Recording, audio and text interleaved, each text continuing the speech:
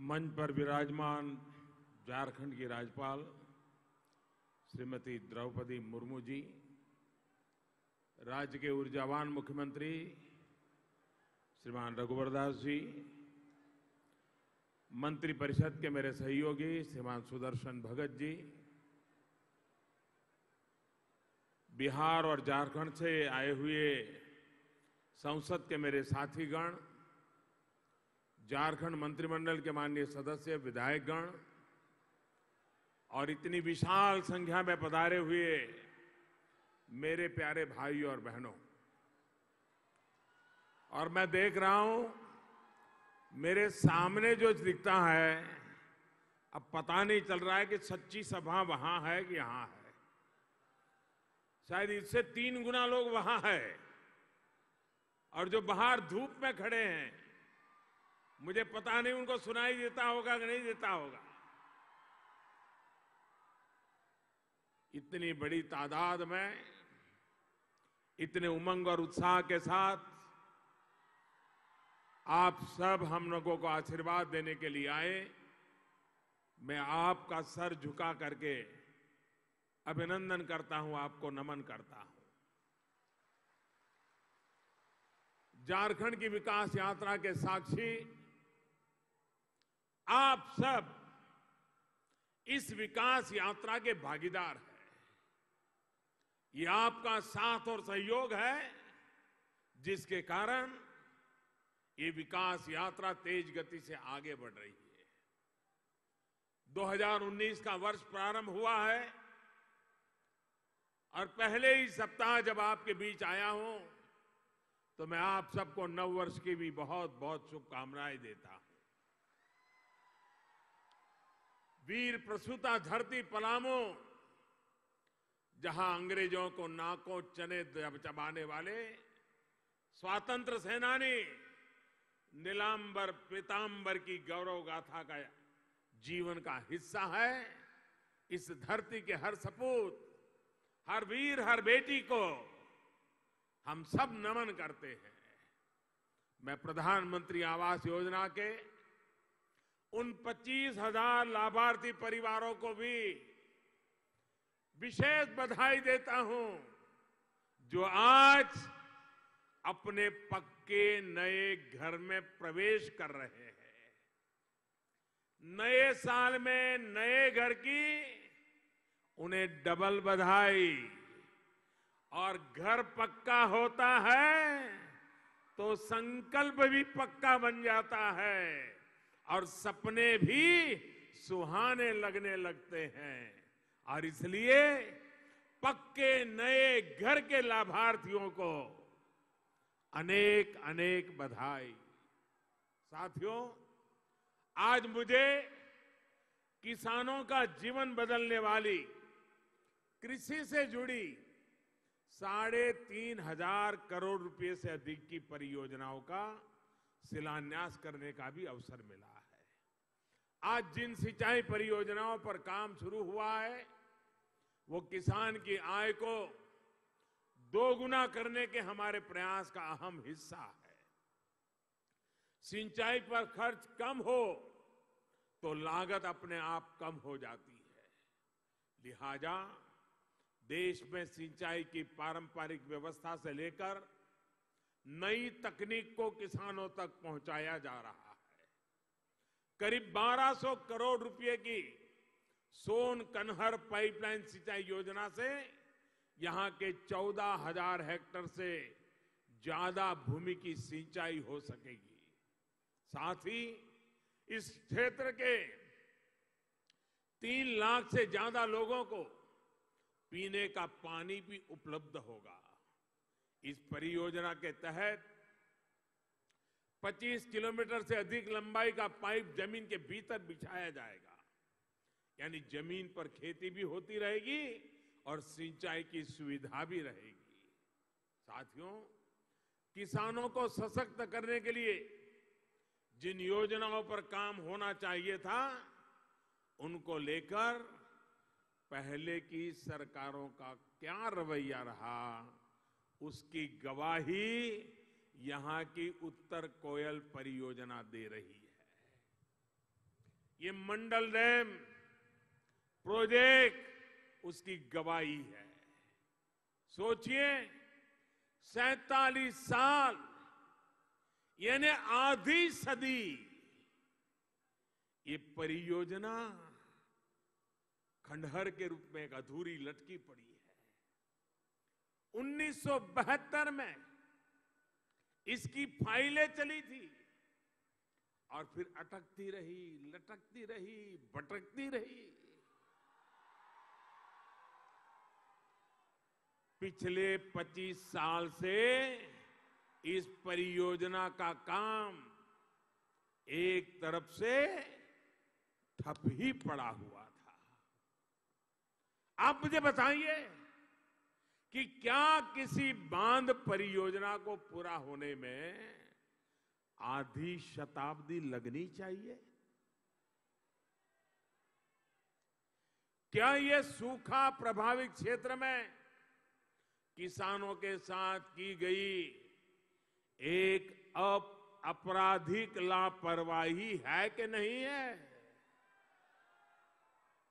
साथियों, ये योजना किसानों के साथ ठगी के साथ ही देश के ईमानदार करदाताओं के साथ बेईमानी का भी सबूत है। जिस परियोजना को 30 करोड़ रुपए सिर्फ 30 करोड़ रुपए में पूरा होना था, वो अब करीब 2400 करोड़ रुपए में पूरी होगी। यानी करीब करीब 80 गुना ज्यादा कीमत अब देश के करदाताओं को इस पूरी योजना के लिए चुकानी होगी। आप मुझे बताइए, जिन्होंने ऐसा किया है वो समाज के गुनहगार है कि नहीं है? वो किसानों के गुनहगार है कि नहीं है? वे आपके गुनहगार है कि नहीं है? वो बिहार के गुनहगार है कि नहीं है? वो झारखंड के गुनहगार है कि नहीं है? ऐसे गुनहगारों को सजा मिलनी चाहिए कि नहीं मिलनी चाहिए? ऐसे गुनहगारों के खिलाफ मोदी को लड़ना चाहिए कि नहीं लड़ना चाहिए? एक चौकीदार ने काम करना चाहिए कि नहीं करना चाहिए? आजादी के बाद इतने सालों तक देश कैसे चला है? ये परियोजना, उसका हाल, किसानों का बेहाल, ये जीती जागती एक केस स्टडी करने जैसा काम है। ये परियोजना इस बात की भी गवाह है कि कैसे पहले झारखंड और बिहार के लोगों के साथ नाइंसाफी की गई। भाइयों और बहनों, ये किसान को सिर्फ वोट बैंक समझने और किसान को अन्नदाता समझने वाले एक तरफ वो लोग हैं जिनके लिए किसान वोट बैंक है, एक तरफ हम लोग हैं जिनके लिए हमारा किसान अन्नदाता है। ये फर्क है। जो पहले थे उन्होंने किसान को वोट बैंक समझा, और आज हम हैं जो आपको अन्नदाता मानकर आपकी खेती में आने वाली हर मुश्किलें दूर करने का ईमानदारी से प्रयास कर रहे हैं। साथियों, आज कुछ लोग इस अवसर को इस रूप में देखेंगे कि आज इतने सालों से लटका हुआ एक काम आगे बढ़ रहा है। ये बात इतनी छोटी नहीं है। आप विचार कीजिए, जब संयुक्त बिहार था, झारखंड नहीं बना था, एक ही सरकार पटना में बैठती थी। अगर थोड़ी सी संवेदनशीलता किसानों के प्रति होती, यहां के लोगों की मुसीबत का थोड़ा सा भी ज्ञान होता, तो एक संयुक्त सरकार रहते हुए ये काम इतने दिनों तक लटका नहीं होता और 30 करोड़ का 2400 करोड़ तक मामला नहीं पहुंचता। दूसरी बात, आज हिंदुस्तान में पानी को लेकर के अड़ोस पड़ोस के राज्यों के बीच ऐसी लड़ाई चल रही है, सुप्रीम कोर्ट में मामले पड़े हुए हैं, पानी बह रहा है, समंदर में जा रहा है, लेकिन अपने राजनीतिक कारणों से लड़ाइयां लड़ी जा रही है। आज की यह घटना विशेष रूप से देश को नोटिस करनी होगी।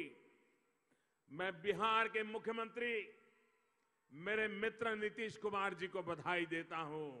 मैं झारखंड के मेरे साथी मुख्यमंत्री रघुवर दास जी को बधाई देता हूं कि दोनों सरकारों ने मिलकर के दोनों राज्यों से जुड़ा हुआ इस प्रोजेक्ट को उन्होंने संपन्न करने की दिशा में समझदारी पूर्वक कदम उठाए।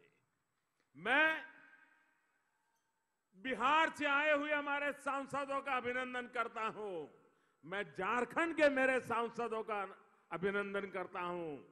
दोनों राज्यों ने सांसदों ने मिलकर के जब भी मेरे पास आए, झारखंड और बिहार के दोनों दिशा के साथ में आए और ये समस्या इस राज्य की उस राज्य की नहीं, हमारे देश के किसानों की है, उनको लाभ मिलना चाहिए।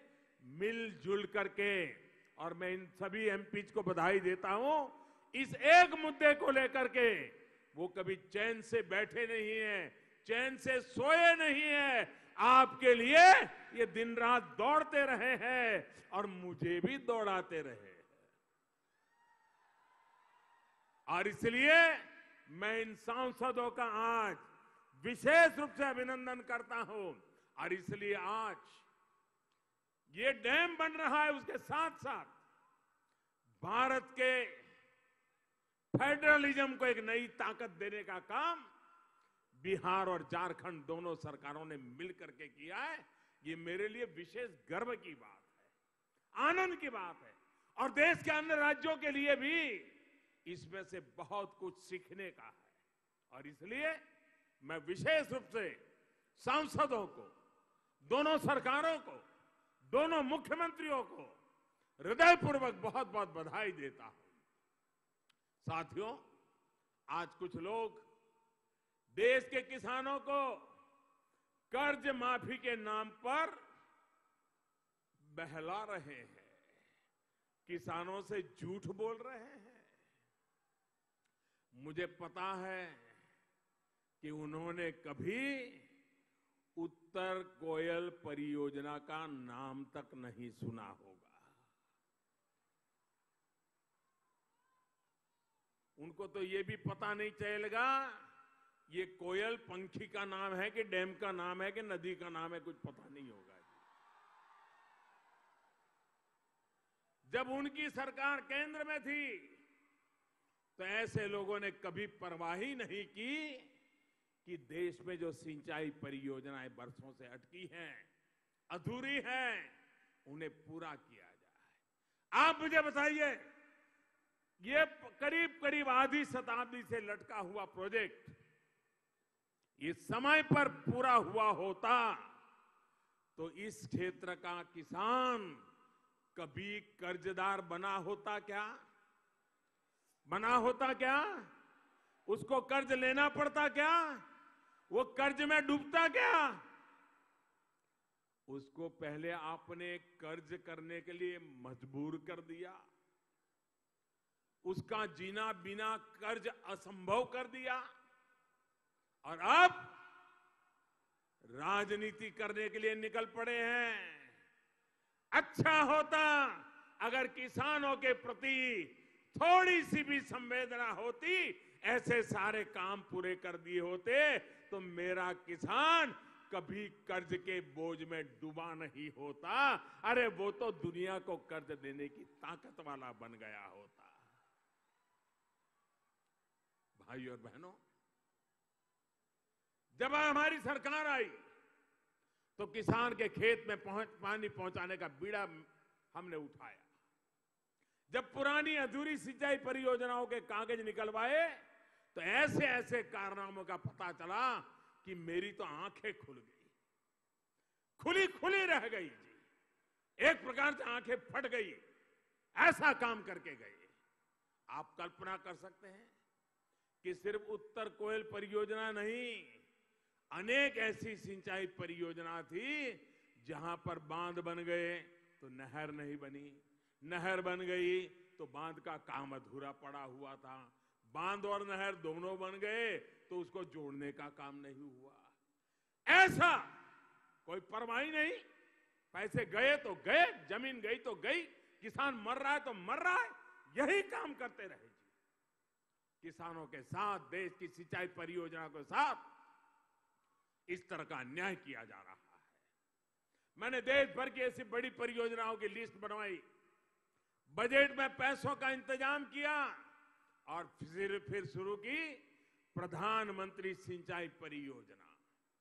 आज इस परियोजना की वजह से देश की उन 99 बड़ी परियोजनाओं को पूरा किया जा रहा है जो 30-30, 40-40 साल से अटकी पड़ी थी, फाइलें भी खो गई थी। साथियों, आप जानते हैं हम इस पर कितनी राशि खर्च कर रहे हैं? मैं आपको बताता हूं, करीब करीब 90,000 करोड़ रुपया, यानी एक प्रकार से 1 लाख करोड़ रुपया। ये है हमारा काम करने का तरीका। भाइयों और बहनों, अगर मुझे राजनीति करनी होती, अगर मुझे किसानों को वोट बैंक का हिस्सा ही बना के रखना होता तो मेरे लिए तो बहुत सरल था। ये 1 लाख करोड़ रुपए की इतनी सारी योजनाओं के पीछे मेहनत करने की क्या जरूरत थी? दिन रात पूछताछ करने की क्या जरूरत थी? बाबुओं को दौड़ाने की क्या जरूरत थी?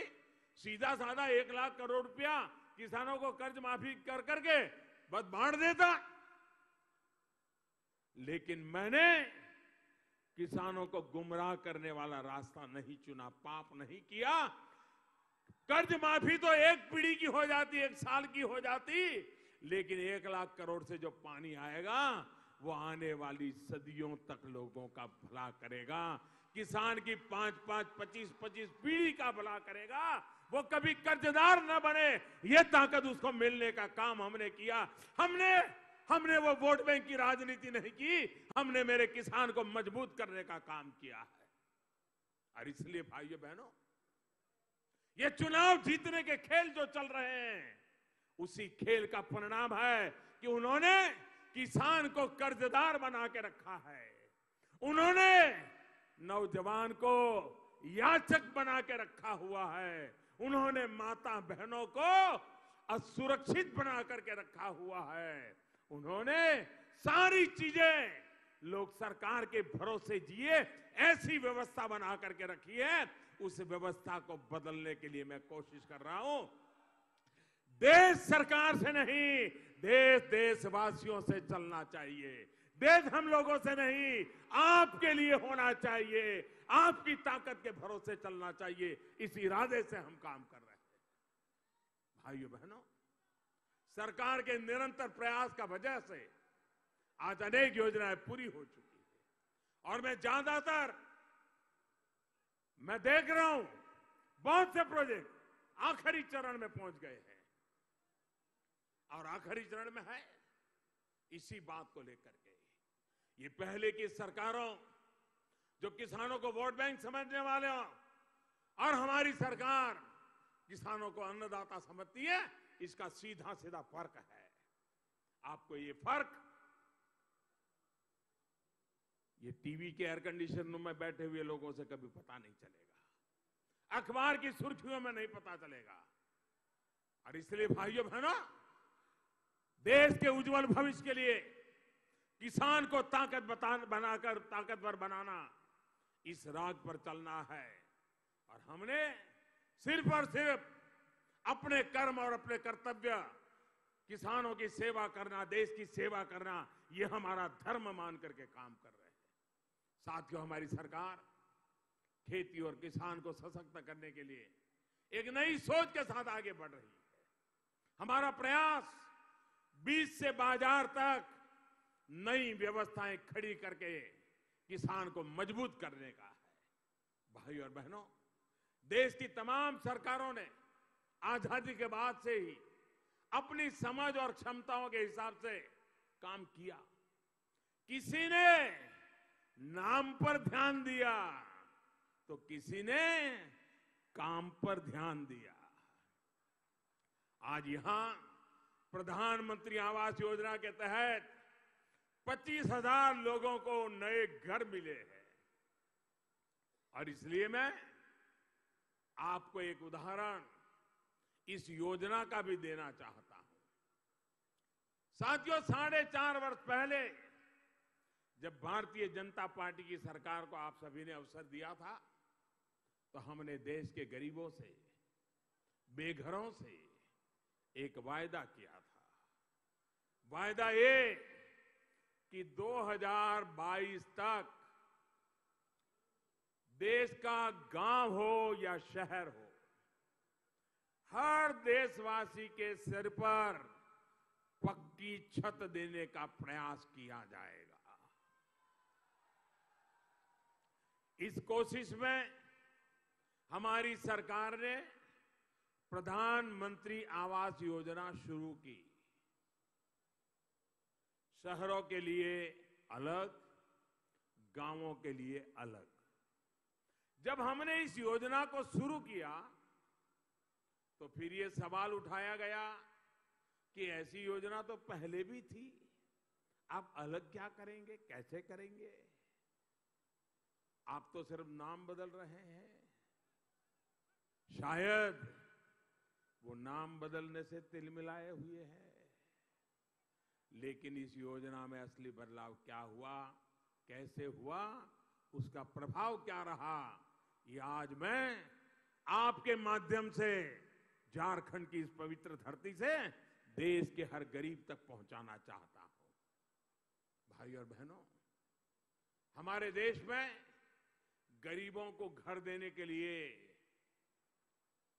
योजना पहले भी चलती थी, लेकिन वो किसी परिवार के नाम से योजना चलती थी, उसमें घर की चिंता कम होती थी, परिवार का नाम बनाए रखने की चिंता होती थी।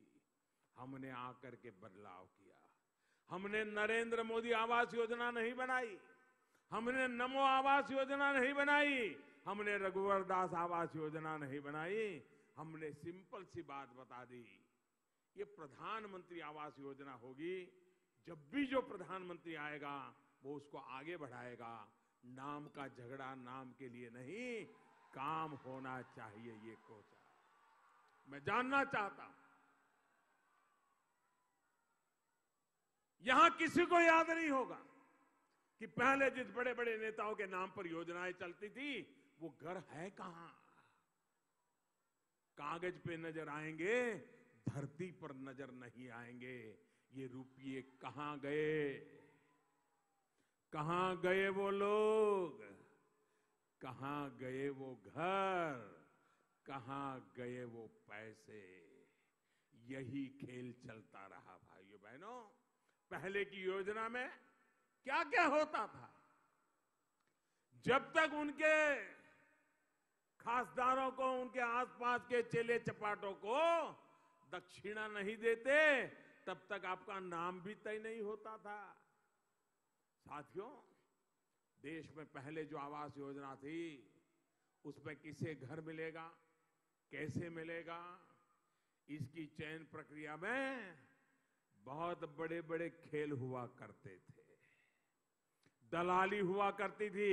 मैं सार्वजनिक रूप से पूछ रहा हूं, ये जो मुझे सर्टिफिकेट दिखा रहे थे, 25,000 लोगों को घर मिला, ऐसे लोग बैठे हैं। मैं आपसे पूछना चाहता हूं, क्या प्रधानमंत्री आवास योजना पाने के लिए आपको किसी को रिश्वत देनी पड़ी है?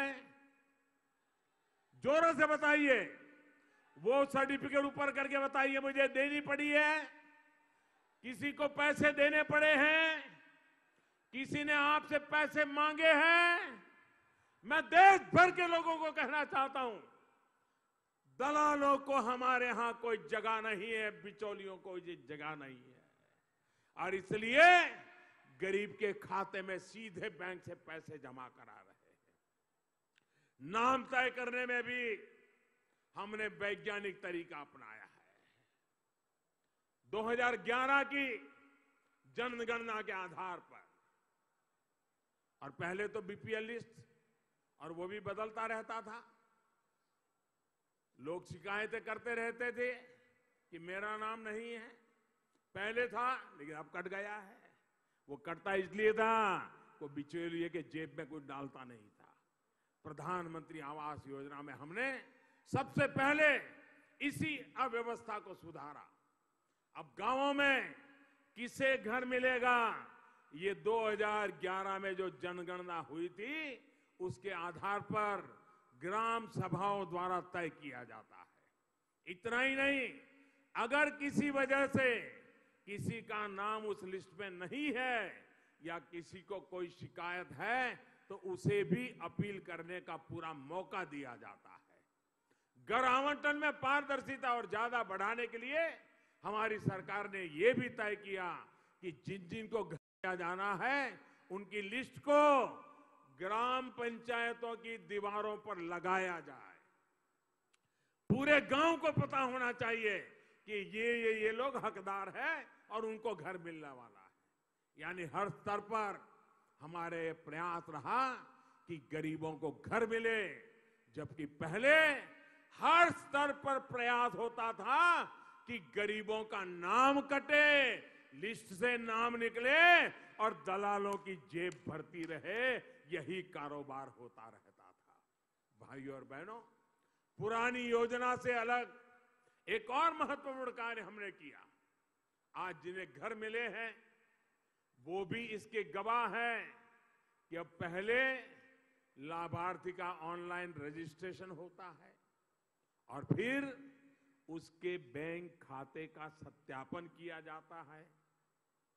ये भी इसलिए किया जाता है ताकि लाभार्थी के खाते में सीधे पैसे ट्रांसफर करने में कोई दिक्कत ना आए।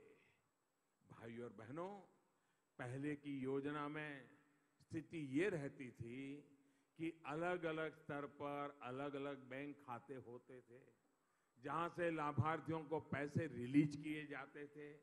इस वजह से अक्सर उनका पैसा अटक जाता था। अब हमने राज्य स्तर पर सिर्फ एक खाता बना दिया है जहां से सारे लाभार्थियों को पैसे ट्रांसफर किए जाते हैं।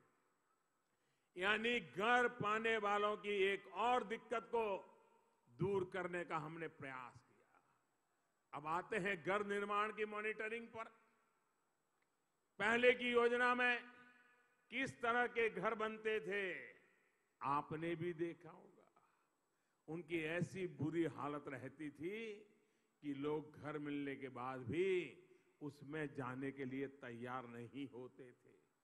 ये स्थिति इसलिए थी क्योंकि पहले की योजनाओं में मॉनिटरिंग की का कोई उचित तरीका ही नहीं था। प्रधानमंत्री आवास योजना के तहत बनने वाले घरों की क्वालिटी पर नजर रखने के लिए हमने नई व्यवस्था विकसित की। अब जो घर बनते हैं उनमें निर्माण के दौरान 3 अलग अलग स्तरों पर फोटो ली जाती है, उसकी जियो टैगिंग की जाती है, यानी किस तारीख को फोटो ली, कहां पर ली, ये सारी जानकारी सही तरीके से जमा की जाती है। इतना ही नहीं, सरकार ने जो व्यवस्था बनाई है उसमें ये भी इंतजाम किया है कि इन फोटो को कोई भी देख सकता है। भाई और बहनों, पहले जो घर मिलते थे उसमें सिर्फ खाली 4 दीवारें होती थी। अब जो घर मिल रहे हैं उसमें तमाम मूल सुविधाएं हैं जो एक परिवार के लिए जरूरी होती है। बिजली का कनेक्शन, रसोई गैस का कनेक्शन, शौचालय, ये सब सुविधाएं घर के साथ ही मिल रही है। इसके अलावा एक और बड़ा काम किया है हमने घर की डिजाइन को लेकर। पहले छोटे छोटे घर बनते थे, हमने उनका जरा क्षेत्रफल दायरा बढ़ा दिया है। जिन्हें घर मिलता है उन्हें डिजाइन के कई विकल्प भी उपलब्ध कराए जाते हैं। कोशिश ये होती है कि स्थानीय सामग्री का इस्तेमाल करते हुए कम लागत में आधुनिक तकनीक का उपयोग करते हुए नए डिजाइन के घर लोगों को दिए जाएं। साथियों, आज जो मैं आपको बता रहा हूं वो यहां मौजूद हजारों लोगों का अपना अनुभव है। लेकिन देश में बहुत से लोग हैं जो इस बारे में जानना भी नहीं चाहते। अब उन्हें बताने और जताने का समय आ गया है। आज जो लोग मुझ पर कीचड़ उछाल रहे हैं, जब वो सरकार में थे तो उन्होंने अपने 5 साल में गरीबों के लिए 5 साल में, जरा याद रखोगे आंकड़ा मैं बताता हूं, याद रखोगे? मैं जो बताता हूं याद रखोगे? पक्का रखोगे? उनकी जब सरकार थी, मैडम रिमोट कंट्रोल से जब सरकार चला रही थी, तब गरीबों के लिए गांव में 5 साल में सिर्फ 25 लाख घर बनवाए थे। और जब से ये सेवक आया है ना, आपकी सेवा के लिए आया है ना मोदी, सेवक ने 5 साल में और उससे भी कम समय में 1,25,00,000 घर बना दिए। 1,25,00,000 यानी उनके 5 साल में जितने बने उससे 5 गुना। मतलब हमने जितना काम किया वो करना है तो उनको और 25 साल लग जाते। मतलब आपके बच्चों के बच्चे भी बड़े होने जाते, लेकिन आप झोपड़ी में ही जिंदगी गुजारते। इतना ही नहीं, ये हमारे ही काम करने का तरीका है कि पहले की सरकार में जहां एक घर बनने में करीब करीब 18 महीने लगते थे, अब जिस प्रकार की टेक्नोलॉजी, जिस प्रकार के साधन, जिस प्रकार की व्यवस्था हमने लागू किया है, 18 महीने से ज्यादा समय पहले लगता था, आज 12 महीने से भी कम समय में वो अपने घर में रहने चला जाता है। और भाइयों बहनों, हमारे देश में घर है तो पुरुष के नाम पर, गाड़ी है पुरुष के नाम पर, जमीन है, खेती है पुरुष के नाम पर, दुकान है पुरुष के नाम पर, जो कुछ भी है पुरुष के नाम पर। और पुरुष का स्वर्गवास हो जाए तो उसके बेटे के नाम पर, बेचारी मां के नाम पर कुछ नहीं। हमने तय किया प्रधानमंत्री आवास योजना उस परिवार की जो मुखिया महिला है उसके नाम पर दिया जाएगा। मेरी माता है, बहनें ताकत से उसी के खाते में पैसा जमा होगा। ये जो मकान बन रहे हैं उसके पीछे ये भी कारण है कि पैसे इधर उधर नहीं जाते हैं, वो बहनें ध्यान देकर के मकान बना देती है। देश में जो भी बेघर है उनको घर मिलने में हमारा वादा है। काम तेज गति से चल रहा है। अभी भी बहुत लोग हैं जिनको मकान पहुंचाना है, जिनको घर मिला नहीं उनको मैं विश्वास दिलाता हूं। हमने करके दिखाया है, 5 गुना तेजी से काम 4.5 साल में करके दिखाया है। 2022 में मकान का काम पूरा करने के इरादे से दौड़ रहे हैं। जिसको नहीं मिला है उनको भी मकान मिलेगा, ये मैं विश्वास आज देना चाहता हूं। मेरे सामने ऐसे अनेक भाई बहन बैठे हैं जो गवाह है कि उनको कितनी आसानी से बिना किसी को खिलाए पिलाए अपना घर मिल गया। और मैंने पूछ लिया अभी, साथियों मैं खुद सरकारी योजनाओं के लाभार्थियों से संवाद करता रहता हूं। ऐसे ही यहां झारखंड के अनेक ऐसे लाभार्थियों से मैंने बातचीत की है और जिसमें मुझे पता चला है कि किस प्रकार का बदलाव आया है। मुझे एक बार वीडियो कॉन्फ्रेंस से झारखंड की बहनों से बात करने का मौका मिला था। खूंटी की बहन नीरू, अंजलि, गायत्री सहित अनेक ऐसी बहनों से उस दरमियान मेरी काफी बातचीत हुई थी। उसमें बहनों ने बताया कि कैसे उन्होंने अपना घर बनाया। झारखंड की सरकार ने जो रानी मिस्त्री बनाने की ट्रेनिंग दी है, उसके बाद पहले उन्होंने दूसरों के लिए शौचालय बनाया और बाद में अपने लिए घर बनाया। भाई और बहनों, ऐसे तमाम लाभार्थी बताते हैं कि कैसे 4 किस्तों में सीधे उनके बैंक खाते में करीब 1.25 लाख रुपए पहुंच रहे हैं। टॉयलेट के लिए अलग से पैसे मिल रहे हैं। पहले सिर्फ 70,000 रुपए मिलते थे, उसमें से भी घर पर कितने लगते थे ये आप उनको पूछिए, जिन सौभाग्यशाली लोगों को पहले की सरकार के दौरान घर मंजूर हुए। साथियों, गरीब को जब घर मिल जाता है तो उसका आत्मविश्वास चरम पर पहुंच जाता है। जब उसको गर्मी, सर्दी, बरसात की चिंता नहीं रहती तो वो कमाई पर ध्यान देता है और उसका जीवन स्तर ऊपर उठने लगता है। इतना ही नहीं, ये जो घर बन रहे हैं वो परिवार की महिला सदस्य के नाम पर हम देखते गए। ऐसे में सिर्फ एक घर से ही गरीब के सशक्तिकरण का पूरा आंदोलन खड़ा करने का प्रयास हो रहा है। घर भी मिल रहा है, रोजगार भी, आत्मसम्मान भी और आत्मविश्वास भी, जो गरीबी को भारत से हटाने में बहुत मददगार सिद्ध हो रहा है। जब घर की बात होती है तो एक और बड़ा अंतर पहले की तुलना में यह है कि आजादी के बाद पहली बार किसी सरकार ने मध्यम वर्ग के घर की भी चिंता की है। मध्यम वर्ग को आर्थिक मदद के साथ ही ब्याज में भी राहत दी जा रही है। इस देश के हर नागरिक का अपने घर का सपना पूरा हो, इसी तरह पूरी ईमानदारी से हम प्रयास कर रहे हैं। अगर मध्यम वर्गीय परिवार 20 लाख रुपए का फ्लैट लेने जाता है, बैंक से उसको कर्ज लिया है, तो हमने उसमें मदद ऐसी की है कि 20 साल में जब पैसे जमा करेगा तो पहले की तुलना में उसका 6 लाख रुपया कम हो जाएगा, बच जाएगा। ये काम मध्यम वर्गीय परिवारों के लिए हमने किया है। 20 लाख रुपया भरते भरते उसका 6 लाख रुपया बचाने का काम ब्याज कम करके हमने किया है। भाई और बहनों, झारखंड यहाँ के आदिवासियों, यहाँ के सामान्य जन के संघर्ष का परिणाम है। ये राज्य आप सभी की आकांक्षाओं का प्रतीक है, जिसको अटल जी की सरकार ने सम्मान दिया था। इसके संतुलित और समग्र विकास के लिए केंद्र और झारखंड की सरकारें पूरी ईमानदारी से जुटी है। सबका साथ, सबका विकास हमारा मार्ग भी है और लक्ष्य भी है। इसी सोच का परिणाम है यहां से जिस आयुष्मान भारत, प्रधानमंत्री जय योजना, पीएम जय योजना की शुरुआत मोदी केयर के नाम से लोग जानते हैं, 3 महीने पहले की गई थी, वो आज लाखों गरीबों को जीवन दान दे रहे हैं।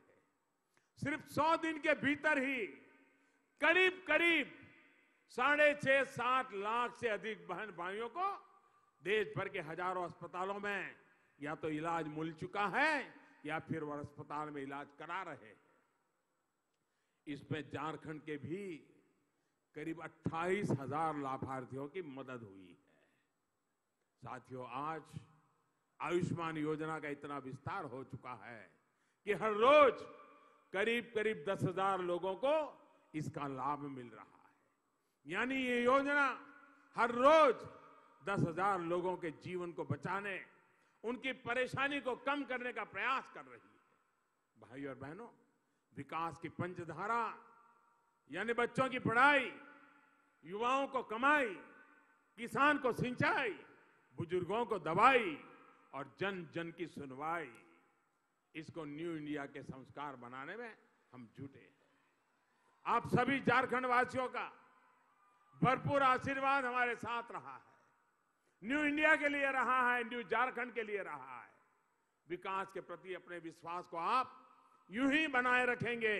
इसी भावना के साथ मैं फिर एक बार नीतीश कुमार को और रघुवर दास जी को, दोनों को बधाई देता हूं, हमारे सभी एमपीज को बधाई देता हूं और जनता जनार्दन को बधाई देता हूं। इस परियोजनाओं के लिए अनेक अनेक शुभकामनाएं देता हूं। और आपने इतनी बड़ी संख्या में आकर के इतने धैर्य के साथ आशीर्वाद दिए, इसके लिए मैं फिर एक बार सर झुका करके नमन करता हूं। मेरे साथ पूरी ताकत से बोलिए, दोनों मुट्ठी बंद करके बोलिए, भारत माता की। ऐसे नहीं,